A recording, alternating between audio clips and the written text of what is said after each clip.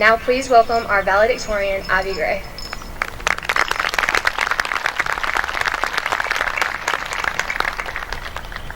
Thanks, Mac.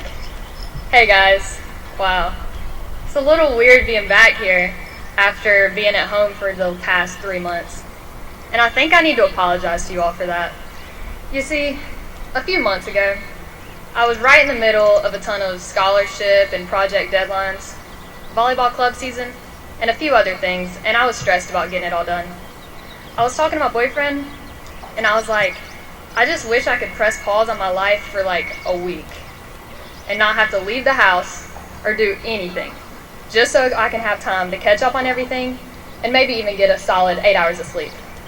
Well, about 2 weeks later, the governor shut down schools, and I got a little more than I asked for. So guys, I have to confess, it wasn't the bat's fault, it was mine. I spoke this virus into existence, and I'm so sorry for that. But we're Gen Z, post-millennials. We were born during the 9/11 terrorist attacks. We were shaped by the 2008 economic recession, and we have never known a world that wasn't at war against terrorism. We are resilient, and it takes a lot to shock us. Just in the past 4 years, a lot of things have happened. Harambe was killed. We have a new president. Fidget spinners took over the world. There was that summer where clowns kept attacking people. Osama bin Laden was killed. Clemson won a couple natties. Go Tigers. Iron Man saved the universe one last time. Fortnite and TikTok became household terms. And the Warriors blew a 3-1 lead.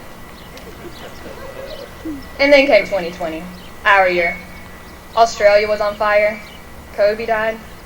We thought we were about to enter World War III. Murder hornets became a thing. Racial injustice was brought to the forefront of American issues. And a pandemic arose that changed life as we knew it. So yeah, it's safe to say that the last 4 years weren't the High School Musical that I imagined, but in some ways, it was better. And I learned a lot. I learned that I have to leave my house by exactly 7:53 if I want to have even a chance of being on time. I learned that hanging out with friends is more important than a good night rest.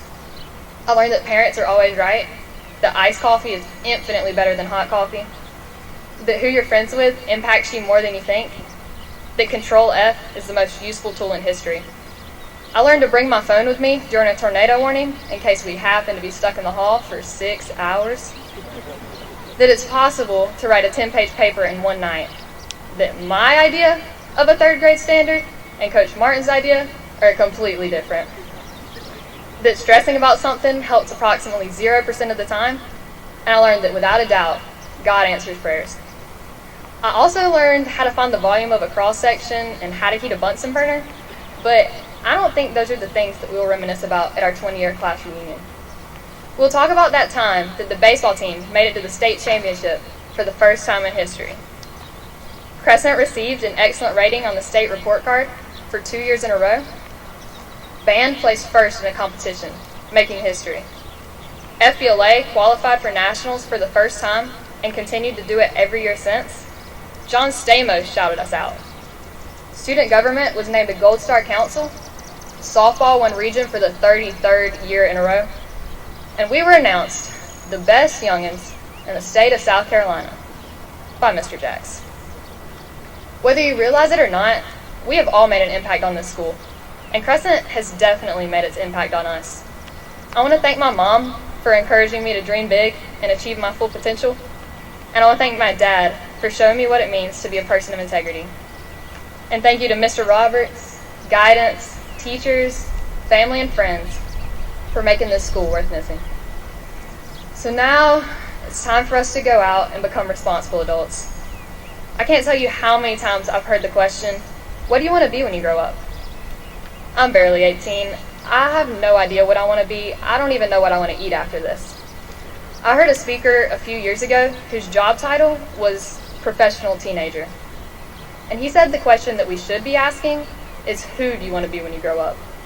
He decided early on that he wanted to be a teenager forever, and now he has nonprofits empowering skateboarders to help the homeless, and he recently skateboarded across the U.S. to raise money for charity. That idea really resonated with me, and I started thinking about who I want to be when I grow up. Kind, adventurous. I want to wear a power suit to work and be able to eat lunches in a cool cafe in a beautiful city. I challenge you to decide who you want to be in the future, and make it good. Don't settle. Well, the last time I spoke something into existence, it was an epic fail. So now it's time to redeem myself.